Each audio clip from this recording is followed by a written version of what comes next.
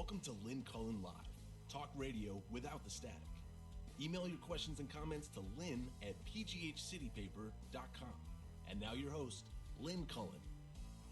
Hey there. Welcome to another miserable Monday in Pittsburgh. I'm just speaking for those of you who are Steeler fans. The rest of us are okay. I mean, not like I'm not a Steeler fan, but I don't care anymore much. So I recommend that to everybody else. It sure helps, especially when a team is clearly floundering.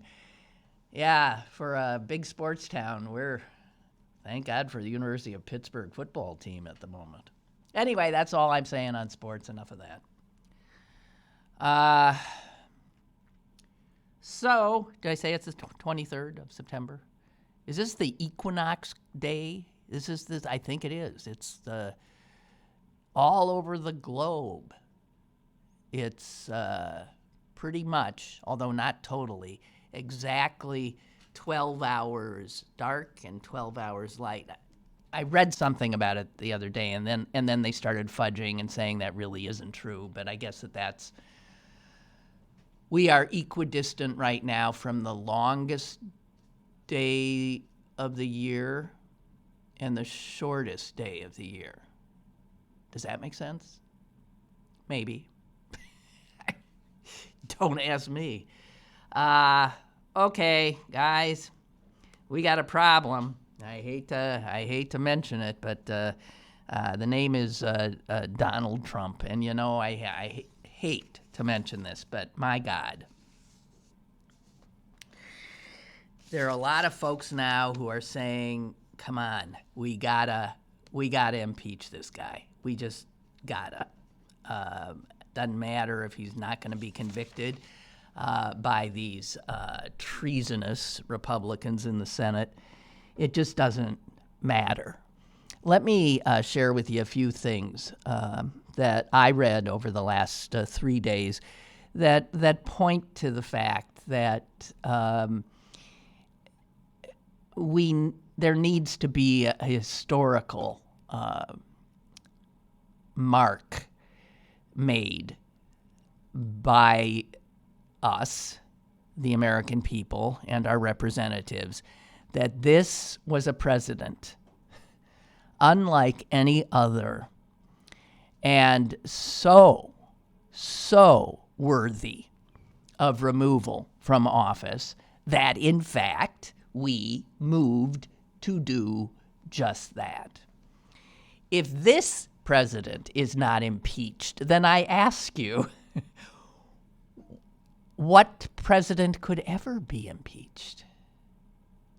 It's hard to imagine a worse holder of this office than this man. The New York Times quoted someone who led the Justice Department's Office of Legal Counsel under George W. Bush. Okay? This is before, obviously, the Republican Party went totally insane. And this man says this, that Donald Trump and his behavior in the Oval Office reveals the extent to which our constitutional system assumes and relies upon that we will have a president with a modicum of national fidelity and decent judgment. And he's right. The founding fathers could not imagine a clown like this. They assumed that whoever stood and took that oath of office on a cold January day was actually taking the words to heart, would take that heavy burden of responsibility to heart, would do his utmost, his best, even if it fell short. So, in other words, the whole Constitution, the entire system, is designed on the assumption that there will be somewhat honorable, even a person with a modicum of understanding of the position and the responsibility. And when you have somebody who doesn't give a damn about any of it, about the fact that we have this government in which there are three branches of government, each with its own responsibilities and jobs, he has flouted the legislative branch totally. He refuses time and time again to obey the law.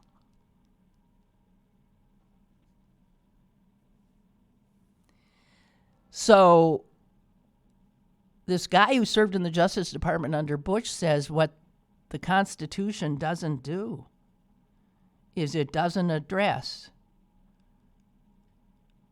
if the real hazard to the country is coming from the president himself.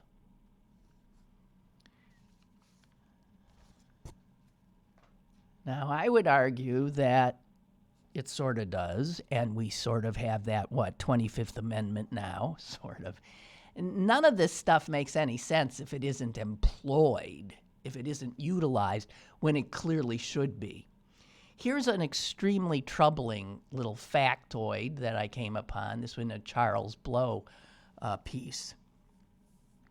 He points out that we're all being told that the only real thing, I said this just a few weeks ago, the only real way that we're going to get rid of this guy is in November of next year by voting him resoundingly out of office. But he says this, and this is the part that I think a lot of us can't get through our heads. He says, that is not a certainty. And here's why it's not a certainty. And we know why, right? The Electoral College. He points out that Nate Cohn, doing a crunching the numbers in July, said Donald Trump could actually lose more of the popular vote next year. Lose more of the popular vote next year and still win the Electoral College by an even greater margin than he did. Now, I have to tell you, if that doesn't bespeak a real problem in our constitutional structure, I'd like to have you show me a bigger one. That he could lose more than 4 million, maybe 5 million people in America could say, get out of here. And because they're not living in the right states, their voices are not heard. And this man, who a resounding majority of Americans have said, get the hell out of here, stays constitutionally for another 4 years.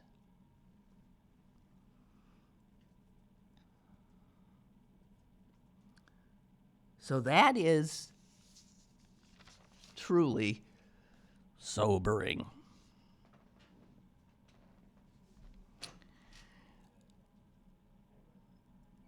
An op-ed that David Leonhardt did today is interesting and getting a bit of buzz.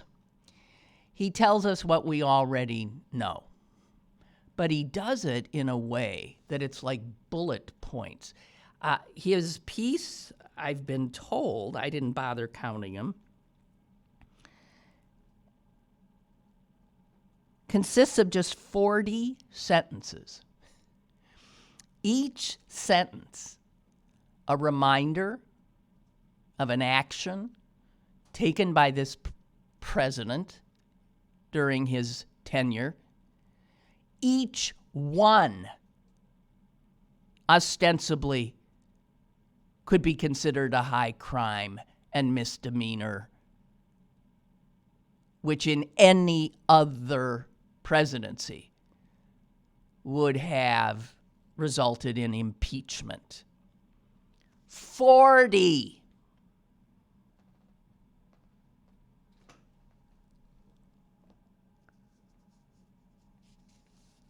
I'll share them with you. You know them, we know them, but it shows how numb we've gotten. It shows how, if you have somebody like this, who flouts all tradition, all norms, the law, anything, doesn't give a damn about the country, only cares about himself.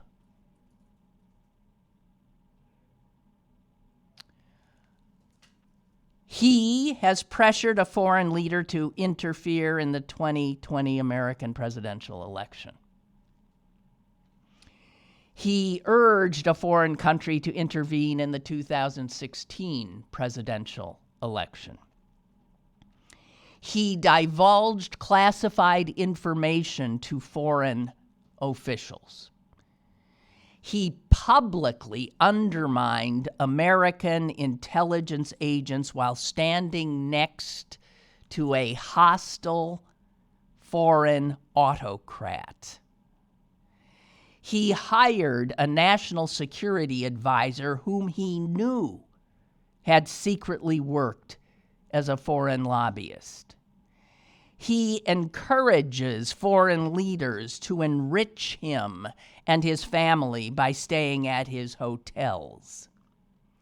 He genuflects to murderous dictators. He has alienated America's closest allies.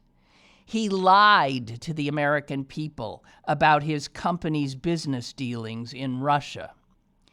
He tells new lies virtually every week about the economy, voter fraud, even the weather.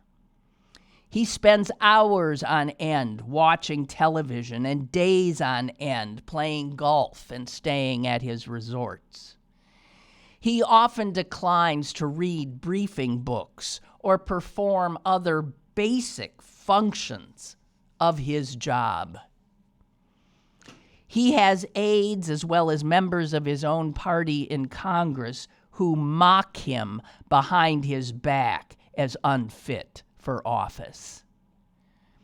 He has repeatedly denigrated a deceased United States senator who was an American war hero.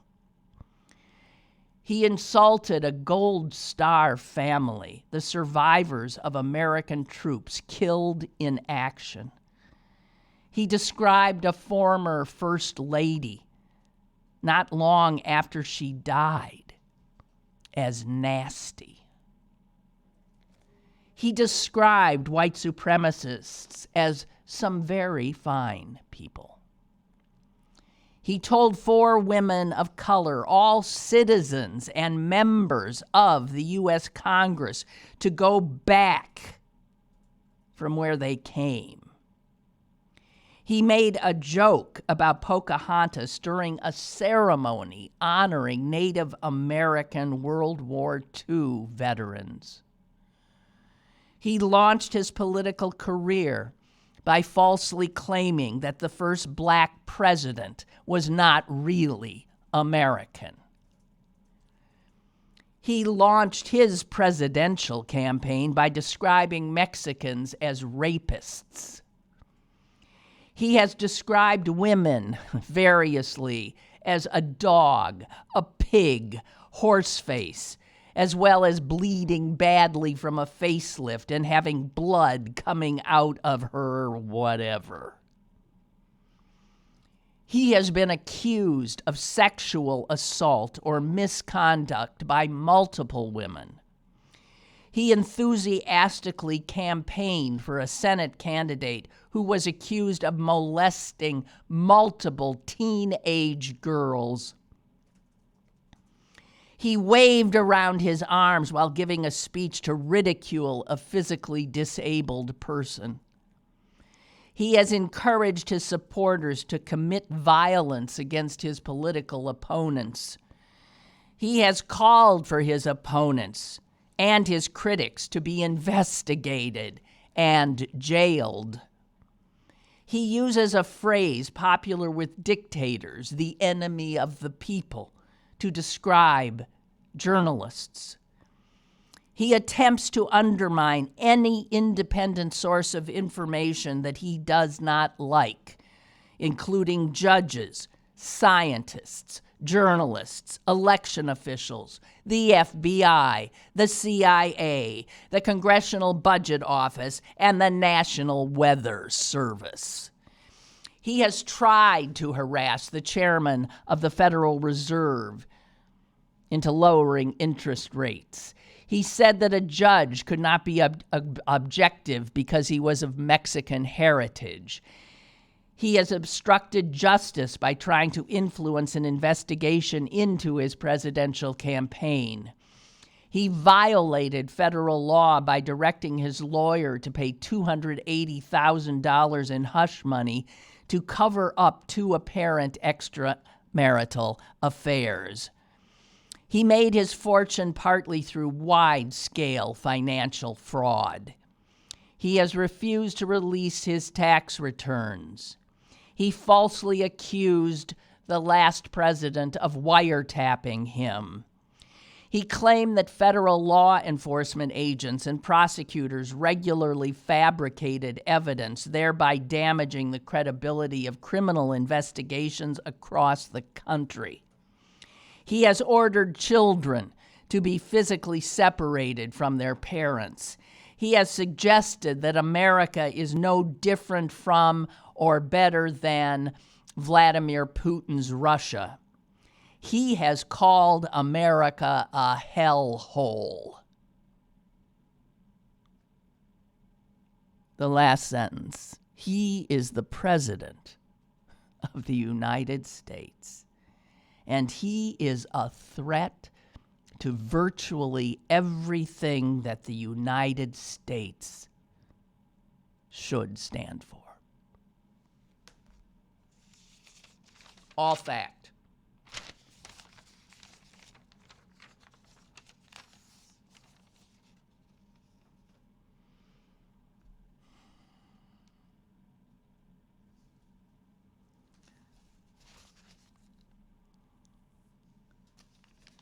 Could we be more divided?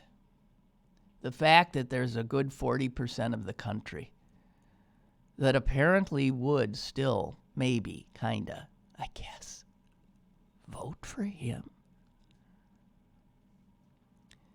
The Wall Street Journal did a fascinating graphic piece on the polarization of the United States and how, if you just look at us, it is so obvious that Democrats and Republicans represent two different countries almost, two different economies even.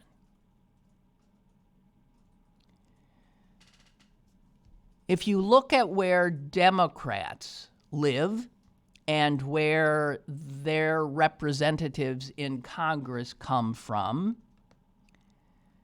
they come from the most productive parts of the country in terms of gross domestic product. Democratic House districts, if you look at them, believe me, are substantially richer. They are doing better. 2/3 of America's GDP comes from areas where Democrats control the political landscape. The Republicans, the other third.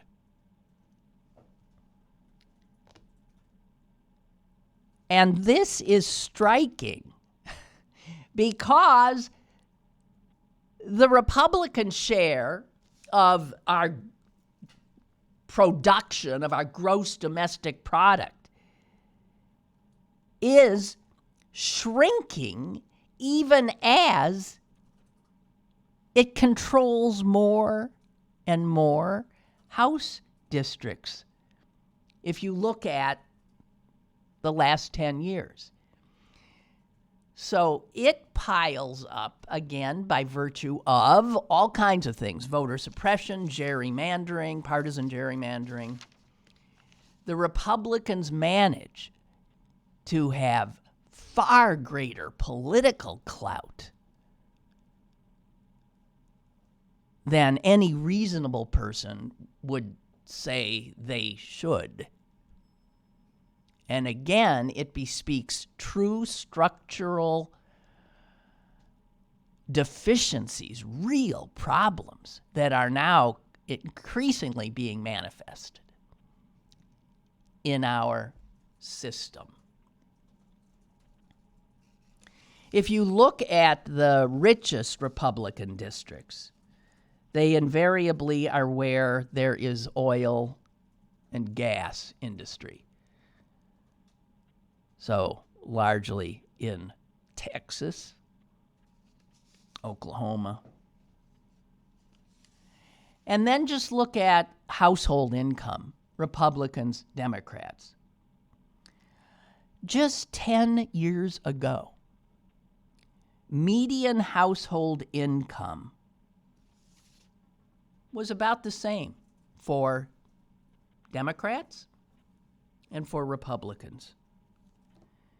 In the last 10 years, there has been a jump of median income nearly 17% in Democratic districts and a decline in Republican districts of 3%. So that's a movement of splitting again us apart. When the Journal says we've been talking about we don't understand these people, that's like an alien universe. The fact is that we're living in different realities.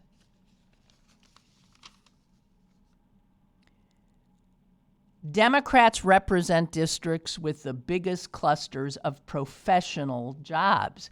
They include all those urban areas. They include Silicon Valley and Pittsburgh and Boston and New York and Chicago and San Francisco and Portland and Atlanta. Nearly 3/4 of all jobs in digital or professional industries are in Democratic districts. Republican districts, by contrast, big contrast, hold the nation's agriculture, mining, and low-skill manufacturing jobs. And they are much more exposed to overseas competition, to Donald Trump's absurd tariff war, where he's harming the very people who put him in the White House.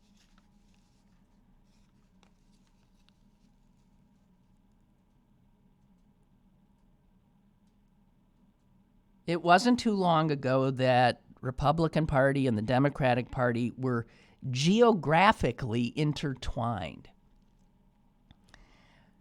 But the Wall Street Journal says it really was in 2010 that this schism happened, and they blame the Tea Party. That Tea Party election, if you'll recall, 2010, that election wiped out Democrats who represented working class districts and rural districts.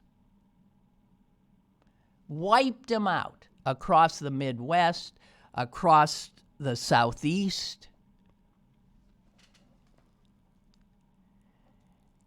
And then what happened just last year? The 2018 midterms wiped out Republicans who represented suburban areas, making this transition almost seemingly complete.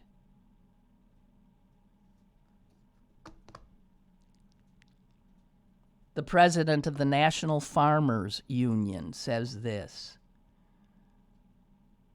when folks have less in common with one another, it's hard to expect that they're going to see the problem the same way, let alone recognize that a problem even exists.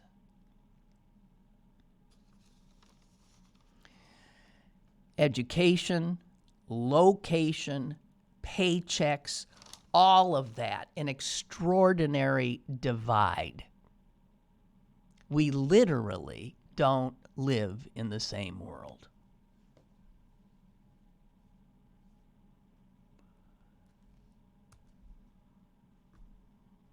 Now, back to impeachment. I thought a pretty interesting piece by a professor of international politics at Tufts, and this was published in the Washington Post. And he actually does note David Leonhardt's 40 facts. He says they're rather appalling. And you come to, if you read it, to his end, which is that it is the president that is a threat to virtually everything that America should stand for. So I think a majority of Americans do believe that the Trump presidency is hurting the United States badly. We still have not figured out or come to any kind of enough of a mass conclusion about what to do. The obvious thing is, of course, that which is systemically available, impeachment.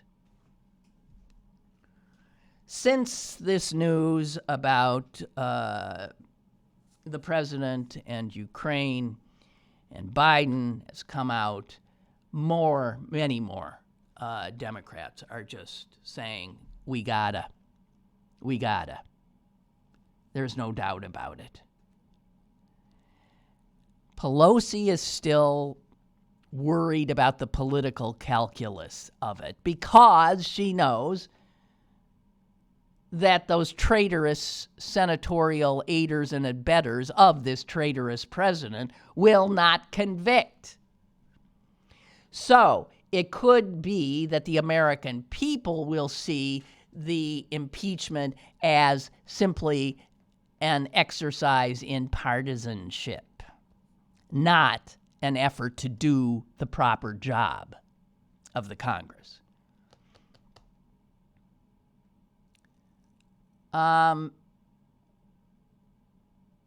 This guy goes on to say that the best thing to do is to impeach him. And you know why? Because it'll distract him. To say that Trump can be easily distracted is an understatement. He also is the distractor in chief. He knows how to distract us and media, but he too is easily sent in whatever direction somebody who wants to manipulate him wants him to go. His short attention span, his obsession about small slights and things. And this is an interesting thing that he says. We all know now that Trump is a micromanager. He literally is overseeing every little stupid thing, including, like that weather map that comes out of the White House. And one of the reasons this guy says he's such a micromanager about all this piddling crap is because the bigger aspects, the weightier aspects of the job simply overwhelm him. So where his predecessors sometimes knew so much, Bill Clinton, Jimmy Carter, those guys knew so much that they got obsessed with the details. Trump knows so little that microscopic little concerns seem almost to be ends in and of themselves to him. It's what he can get his hands around. So you impeach Trump because he'll be obsessed about it. And the minute he's obsessed, he will talk about nothing else. Which means he won't be doing as many reckless things. This is what this guy is suggesting. Like trying to compromise the independence of the Fed or launching a larger trade war or stumbling into an actual war. He'll just be obsessed with the impeachment. And then the guy says, let me be clear, I am suggesting that the House impeach Trump for two reasons. One, he has committed high crimes and misdemeanors, make no doubt of it. And two, because impeachment will distract him from further harming the national interest. It sure as hell is not a perfect strategy, but it looks like that might be all we got. So this is his argument for impeachment. At least distract this dangerous man. So maybe the damage will be less. And do we still have a caller there? Caller, go ahead. Hello, Lynn. Hi. Hi. Hey, you were talking about the election, and I was reading a few things that I think Jonathan Alder or one of those guys wrote or something, and he was saying about the 25% of people, they're like two-issue people, guns and abortions, and they'll vote for him if he killed somebody. But there's the other 20%, which they don't like him personally, but they like some of the things he does. And the Trump campaign is really worried now because they're showing cracks in their plan. It's starting to dwindle those people where he's not going to be able to pull off the same thing he pulled off last time. I think Michigan's one of the states, and there's a couple other, and they're showing that it's going Democratic more. So they're kind of Trump's really pissed off about it, and it's starting to crack. It's starting to, maybe this is a sign that he's going to go down. And I kind of believe, and I go back and forth, but I'm kind of thinking he can't pull the same thing off twice. I think there was a lot of people, even when I watch him, some of his ideas, I thought, they're not bad, the trade and all that, but I'd never vote for him. But some people get fooled by it, but now they know him, you know what I mean? Once you know somebody and what they did, and he didn't help you, I think that 20% is just going to go down and down and down. I really think the guy might just drop out because he knows he's going to lose, and he don't like to lose. He's not going to drop out. That I can't see. If he's bad enough, If he sees his internal polls in the Republican Party, the Republicans are worried right now. If he sees that goes down too far where he cannot win, he will drop out. No, he'll do something like wag the dog and bomb the hell out of Iran or something. I don't know. That'll just even put him worse. Well, because people don't want war. There's polls on that too, but I know you can't go by the polls. But I'm starting to feel more optimistic. I'm not confident, but I think there's it's showing signs. And even people I've talked to before, they're kind of like, that guy's out there, and they kind of liked him, and I don't know. It might be shifting. Well, it's slow, but it's shifting. Let's hope. What's that? Let's hope. Okay. Thank you. All right. Thank you. Bye. Okay. Bye. Jeez. If that guy's hopeful, then maybe we're okay. I mean, he's usually gloom and doom. Here's another indication, picking up where the caller left off, of that the Republicans might really be in trouble. The number of Republican Congress people that are just saying, I'm out of here. They're refusing to run again. They're retiring. They're looking for some other jobs. There was one Republican out of Michigan who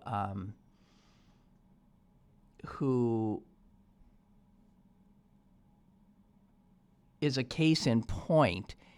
He's one, some of these Republicans they reach a point where they simply can't deal with it. This guy, his name is Paul Mitchell. When Trump said to Omar and Presley and Ocasio-Cortez to go back where they came from, that Republican congressman was stunned. And he refuses to say which one. He called one of the House Republican leaders. I'm going to guess it's McCarthy. And he said, please, get to the president and tell him to stop this. It's the wrong thing for a president to say, and it's politically damaging to the party and to the country. And then 3 days later, he sees Trump at the rally, and he sees the crowd screaming, send her back, send her back. And he freaked out. He said, how do I respond to this? I'm supposed to defend this? He called the vice president. He called Pence. He called Pence's chief of staff. He called anybody he could think of that had any influence in the White House, is what he told. He said, who can I call? I want a one-on-one conversation with the president. I need to tell him I can't support this. Nobody ever really got back to him. Nobody called him. And 10 days later, he announced his retirement. He had only 4 years in. It was going to be, he's a relatively young man. It was going to be he thought, a career. And he said this, we're here for a purpose. And it's not this petty, childish bullshit. So he is emblematic of one, that's just one, everyone's got a different story, of a growing list of House Republicans. There are 18, as of today, who have said, I'm done. They've resigned, they've retired, they're going to retire. And I suspect that will only grow. Since Trump's inauguration, an analysis by the Washington Post shows, nearly 40% of the Republicans who were in office when Trump took the oath of office are gone or are leaving. 40% of his own party. And that includes somebody like Paul Ryan, former House Speaker. That includes somebody like this guy I just told you about, who's going in disgust, cannot even be part of this anymore. But it shows how much Trump has already damaged this party.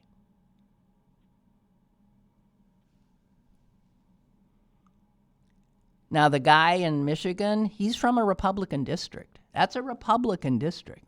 And Trump won it easily.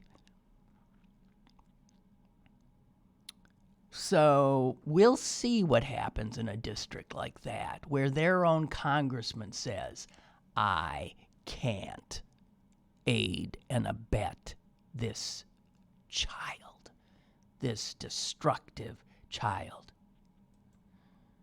Mitchell, the congressman in Michigan, said this: did any member of this party expect that their job would start out every morning trying to go through the list of his tweets of the day?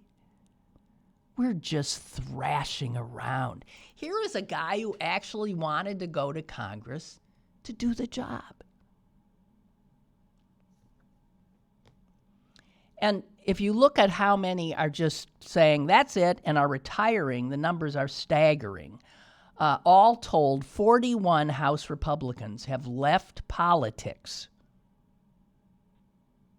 since Trump took office.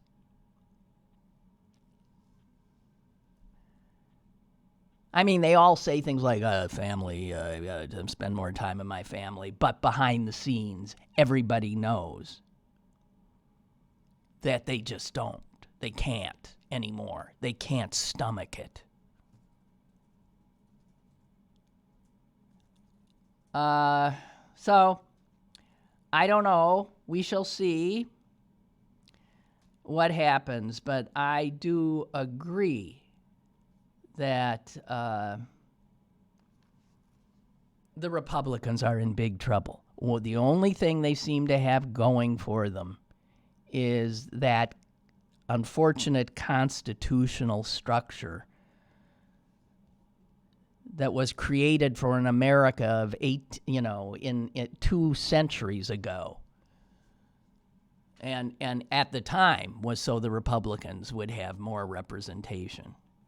As somebody pointed out last week, I think, they were adding states left and right to all those western states. All of a sudden, Montana with 7 people in it is a state and has 2 senators.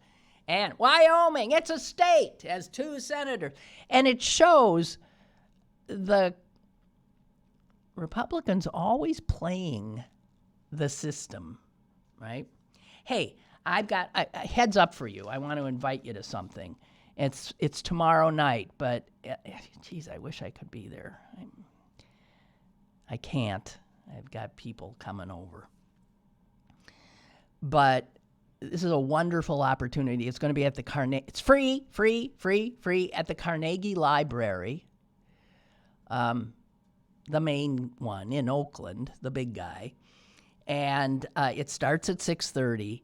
And it's called Dangerous Ideas in Difficult Times, and it is going to be about censorship and cartooning. Rob Rogers will be one of the presenters, as you know, fired from his cartooning job for criticizing this president. He will be talking about the kind of overt censorship that came his way. Also appearing, a professor at Pitt, Yona Harvey, who's a poet, and more. She is a contributor to the Marvel comic series Black Panther and the Crew. And she is going to address the more subtle forms of censorship that occur, where people, unlike with what happened to Rob Rogers, where people knowing that something will cause trouble, where they self-censor, and that is something that is occurring more and more, and people don't realize it. So I just think if anybody is interested in this, and God knows these are two smart, wonderful people. So it's Rob Rogers and Yona Harvey, highly successful in their work. And this is in conjunction with Banned Books Week, and it is sponsored by the ACLU, the CMU's English Department, and Carnegie Library. And I'd go if I could. It starts at 6:30, as I said, at the Carnegie Library Oakland branch on Forbes Avenue. Okay? I told people I would definitely get the word out because I have a feeling this will be a really fascinating event. Okay? I don't have a caller there, do I? No. Okay. I'm always forgetting. There was a story that broke Friday that was so unsettling. And because it broke on a Friday, I didn't have an opportunity to sort of put in my 2 cents worth about it or just to underscore it for you. And it's the story, it ended up being printed in the journal Science.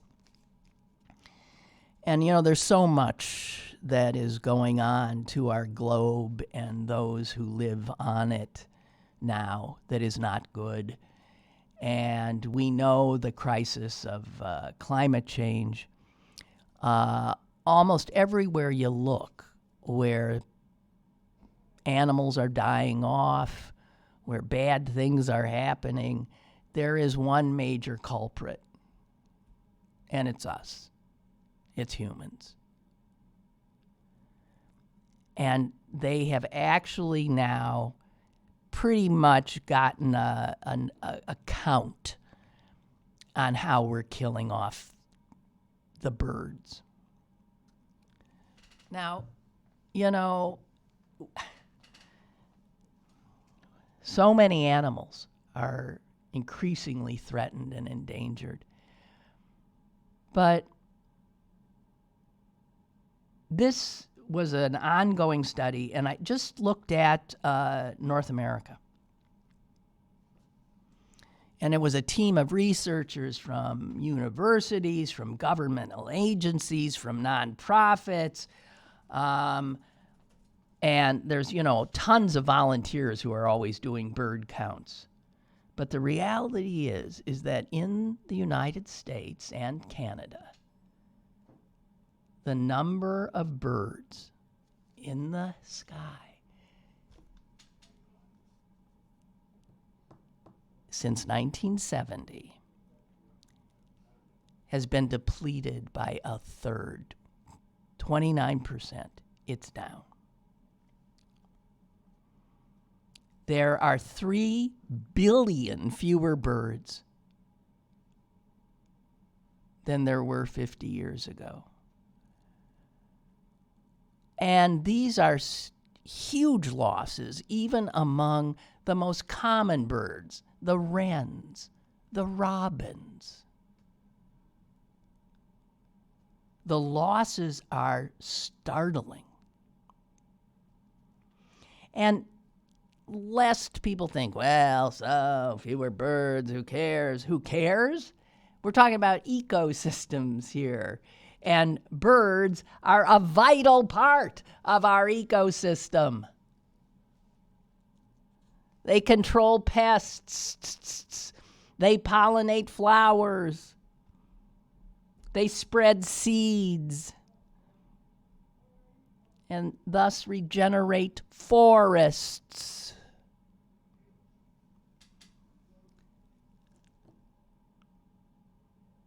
The people who did this study were stunned by the numbers. They knew there was a drop. They were not expecting what they saw, and they are using words like stunned and staggering across the board. 440 million fewer blackbirds. 617 million fewer warblers. Even starlings that, frankly, people have been trying to get rid of for a long time have dwindled by 49%.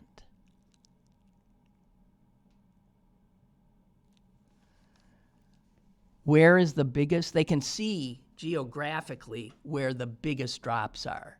And the biggest drops are the grassland species of birds. They have lost up to 717 million, and it's quite clear why. They have been decimated by modern agriculture methods and by development. In other words, us. By our use of pesticides. The fact is birds can't put on, they create a situation where birds can't put on the weight they need to migrate. Interestingly, bald eagles, we know, are thriving. Falcons are thriving. But you know why? Because they were almost extinct, and we knew it. And we actually acted and took all kinds of affirmative action to repopulate those specific species.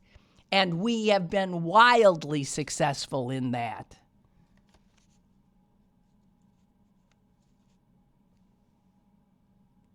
Those populations have grown by 33%. But the average bird, the songbirds.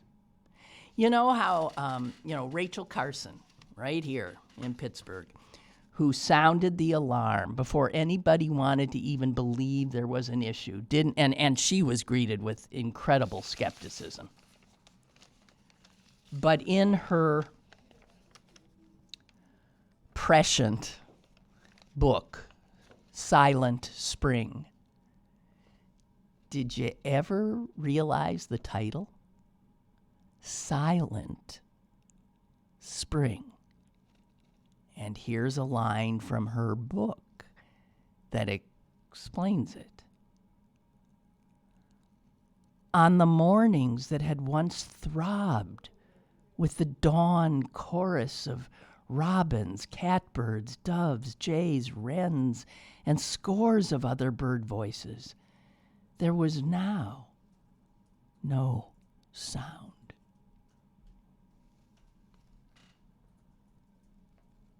Interestingly, that was, 1962, and she saw what was going to happen.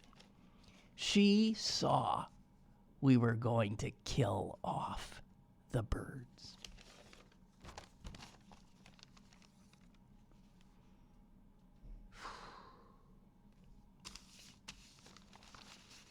If you are still using pesticides on your lawns, shame on you.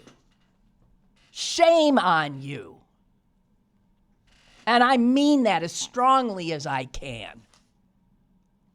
You're killing these animals. And you're killing more than those. You're killing insects. You're killing, there's whole universes there on that expanse of the stupid grass that people think is so important. It's killing. I'm sorry. Drives me insane.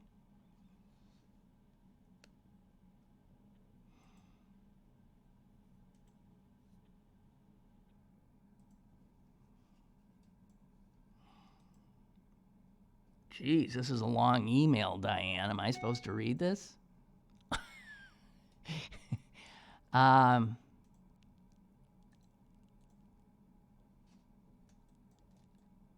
Okay. Trump won Pennsylvania by 0.7%, Wisconsin by 0.7%, Michigan by 0.2%. That amounts to 77,000 votes divided between those three states. The Mueller report states that Special Counsel Mueller's report on Russian interference, which doesn't conclude why Manafort, his campaign chair, who's now, of course, in jail, directed the handover of polling data about the key battleground states of, guess what, Michigan, Wisconsin, Pennsylvania, and Minnesota. They gave the information to the Russians. And they squeaked the election out. And then Diane reminds me she sent me this right after the election. It is not logical to think that the Russians went through all the trouble to hack and publish Clinton's and the Democrats' emails and then leave it to chance that this would be enough to guarantee a Trump victory. This would be like a bank robber surveilling a bank, getting into the vault, and then not stealing the money. It defies credulity. The media, in all of its weakness, too readily accepted the notion that the vote wasn't hacked. This makes no sense. In an assessment made by okay, so then she goes on and says, well, I'm not going to go through everything, but she says, I believe that the outcome of this election was decided before one vote, before any of us in Pennsylvania, Wisconsin, or Michigan went to vote.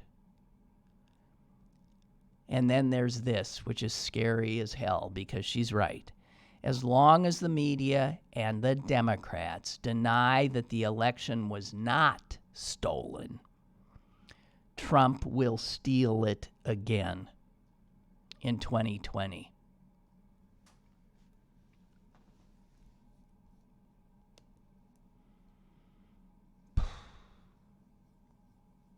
And Bob says, since you're not talking about football, why should I? There's plenty of places that'll talk about football. I take it you won't bring up the Patriots releasing Antonio Brown. No. I think Bob, last time you texted me about Antonio Brown, I told you I'm not adding to the verbiage about this broken man. I think it's a tragedy. And he's destroyed himself, his career. And maybe he never had a chance because of his background. I don't know. Look, I take no joy in what's happened to him. And I'll say again, I don't know why he got so much worse. But I am still saying that Burdick hit, Burfict hit that he took, that concussion. If you look back at his erratic behavior, I think it really started after that. I'm just saying. Roger says, great show today. Did you steal your material from the power of positive thinking? Ha! Gigi writes, so glad that you're talking about the stunning decline in birds. I work with birds, and I'm so glad that attention is being brought to this. There are many factors at play, but suffice it to say, it seems to be human-driven. You betcha. From development and fragmenting of habitat to industrial agriculture practices to homeowners who cut down native trees and plant non-native plants and who use pesticides and herbicides to the highly reflective glass buildings. That is right. I got things up on my windows so that because birds, when I first moved into my house, would hit it broke my heart. So I have these decals which warn the bird that that's a window. And then there's cats. They kill a lot. She says if everyone would devote even just a small piece of their yard to native plants, and of course, don't use pesticides, and plant oaks and maples, We could begin to restore this habitat if it's not too late. Oh, God. This is a subject that's becoming big, big, big to me in my own heart. And I do want to have... I see people cutting trees down. I want to kill them. I just want to kill them. If you cut one down, plant two. I'm not kidding. I'm sorry I'm screaming. Guys, tomorrow's Tuesday. Susan will be here, and I mean here. Right there. Because she's in town. Okay? So I'll look forward to that, and have a good day.